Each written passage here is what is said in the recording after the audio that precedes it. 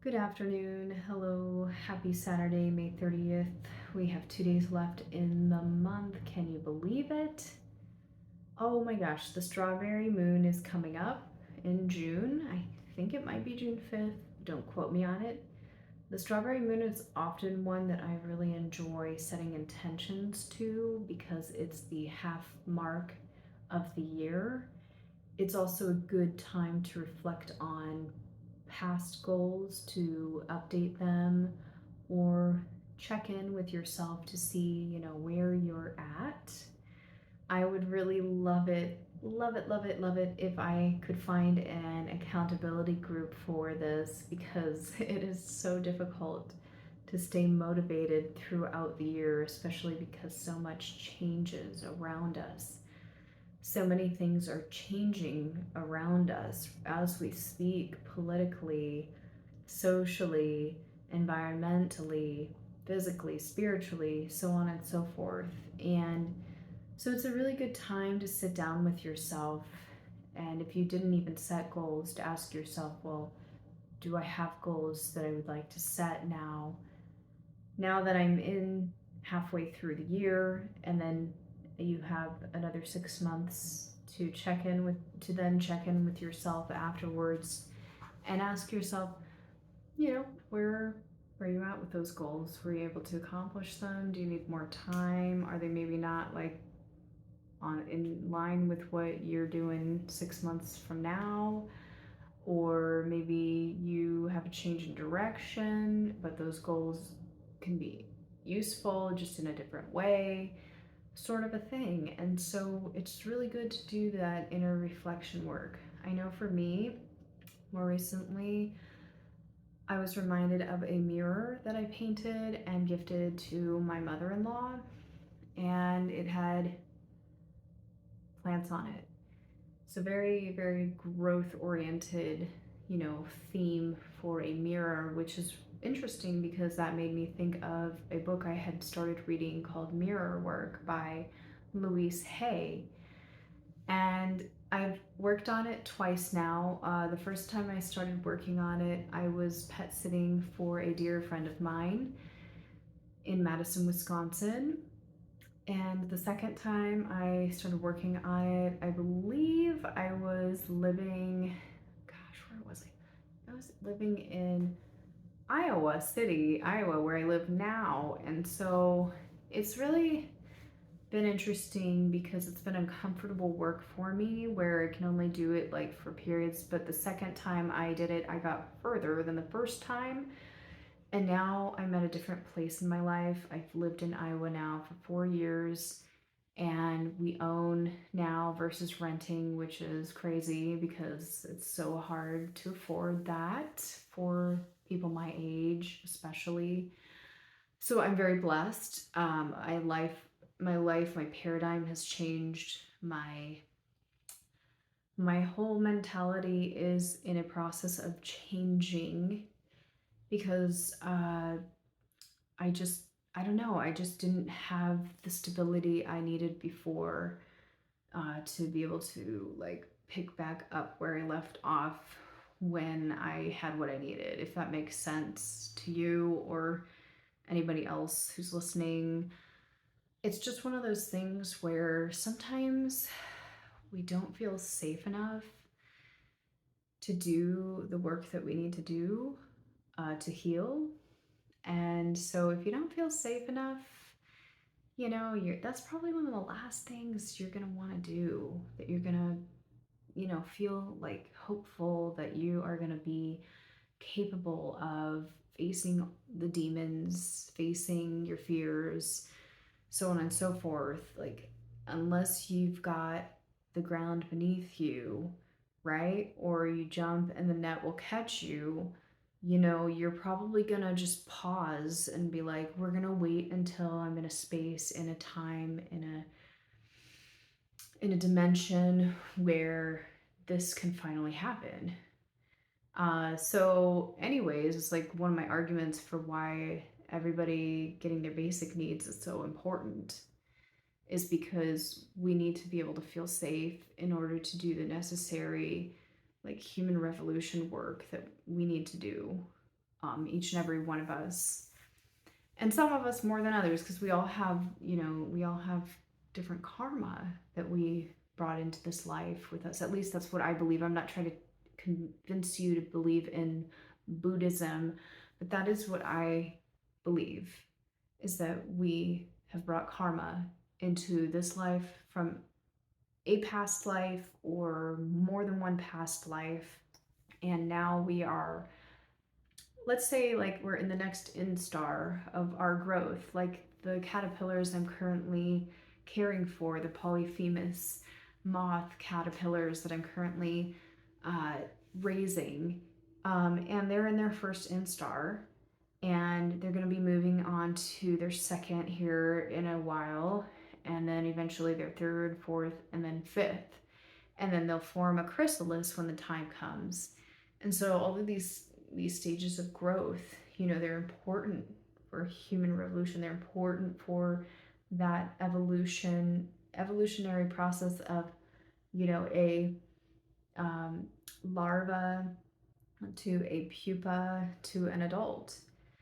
And so we can compare our phases, our cycles, our evolutionary processes to the natural processes around us, which is such a beautiful thing, a wonderful ability that we have here, because spirit, as I recently realized from a wonderful lady that has been working with me, she's a spiritual director. She said that spirit takes on different forms, and one of those forms in this case is the Polyphemus caterpillar.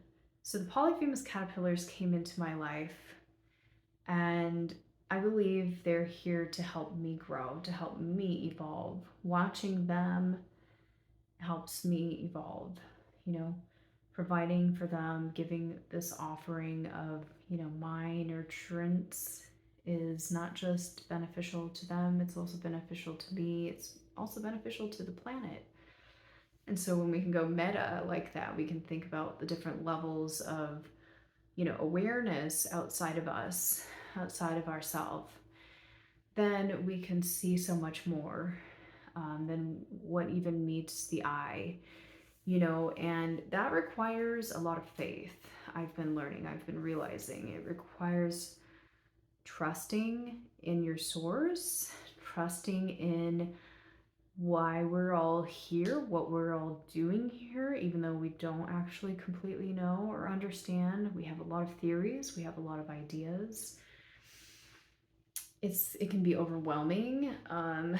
We can get really easily distracted from our purposes, because it's like, why do we just have one purpose for being here? I mean, not necessarily. We can have multiple purposes for being here. And I know that for me, ongoing, I realized that one of my biggest purposes for being here is to aid nature, is to support the natural world. And so I just want to share with you in this video one thing before I let you go on this beautiful Saturday. And that is this amazing opportunity. I might start shedding tears here in a minute, because I can already feel the rain coming on in my face. It's not raining right now. We do need some rain here in Iowa City, Iowa, but we will get it. Have faith, right? Our Creator provides is the other thing I want to say here. Our Creator provides. And our Creator helps those who help themselves. But not just. I mean, our Creator helps us because our Creator loves us. And so I have been tending to, let's see here, like 16 native shrubs that my husband and I and our neighbors in our condominium building participated in collecting from a wonderful, wonderful, wonderful nonprofit organization here in Johnson County, Iowa, called the Bur Oak Land Trust. They provided uh, residents in the city of Iowa City 5 native shrubs to plant in their yards. We have, I don't remember the percentage of the pond that we own, but we have a nice chunk of land on a berm / bank of the pond that is in our backyard. It's actually a retaining pond for the storm water that collects in the Willow Creek, which is connected to the retaining pond. And so there isn't a name for the pond, but I always call it Mallard Pond because we're called Mallard Point. And there are a lot of mallards out there. Actually, there are more geese than mallards, but it's okay. You get my point. So yes, it's been at least a month now since my husband and myself planted the natives into the ground, and we had some help from a neighbor with the netting and putting the stakes in the ground and then providing netting around each shrub because we had to protect them from the deer. Now, somebody said something about how, it's sad it is that we're destroying so much nature because the deer are then encroaching in areas that they otherwise wouldn't because they are desperate for food. Some people think that their populations are too large and they want to control them, and that's a story for another day. But basically, this experience has been amazing. I've had I think they're called black halfback bumblebee, come and visit me and basically give me their approval for the wild plums that we planted, which there are 4 of them. So that reminds me, I'm gonna need to go and water them because we haven't gotten rain, and sometimes we do and sometimes we don't. So I really keep track of how long it's been that they've gone without water. And so far, most of the shrubs we planted survived and they are flourishing. And I'm going to be working on figuring out how to tend to the areas around the netting where the plants, the wildlife is growing, and we need to cut them back just so that the shrubs have plenty of space to grow into the space. And so it's all been a really amazing process. I didn't know what I was doing. My husband didn't know what he was doing. Our neighbors didn't know what they were doing. We just decided one day, hey, the city told us we had to chop down these trees that were on the bank because they were going to fall into the pond and then create problems, or excuse me, the retaining pond, and create problems. And so we lost like 21 trees, if not more. And some of them, actually, I think most of them were non-native species. So it was just this golden opportunity for us to take advantage of this opportunity that the Bur Oak Land Trust was providing and take on these saplings and see what would happen. So last spring, I listened to Robin Wall Kimmerer give a talk in honor of the Bur Oak Land Trust, in celebration of the Bur Oak Land Trust's and whatever year anniversary. Sorry, I can't remember right now. And she talked about how important it is, the biodiversity, how important it is increasingly in a world where nature is being destroyed. And that's when I learned about how the most biodiverse land in the world is owned by the indigenous peoples. So I just want to say how inspired I was by Robin Wall Kimmerer to do this, and the fact that this happened the year after she gave her wonderful, wonderful talk at the Englert Theater in honor of the Bur Oak Land Trust is just incredible. She wrote a book called The Serviceberry, one of 3 that I know of. First one, Gathering Moss. The second one, Braiding Sweetgrass. And the third one, The Serviceberry. So far, I have only read The Serviceberry, and it's been life-changing. This idea of a gift economy right alongside a financial economy. The two working together in harmony is just such a beautiful thing. And here we planted these native shrubs. We did have a serviceberry. Unfortunately, the serviceberry didn't make it, but we got so many people excited about the possibility of a serviceberry that we're hoping to eventually buy a couple of them and plant them on the berm of the pond. But for now, we've got, what is it?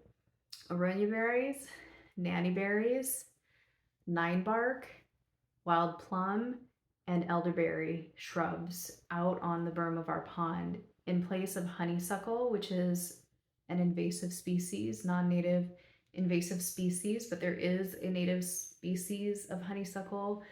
It's a red flowering vining honeysuckle plant. So if you're interested in learning about that, I encourage you to look that up. The hummingbirds love the flowers, so that would be a plus for you if you decided to grow those instead of the non-natives.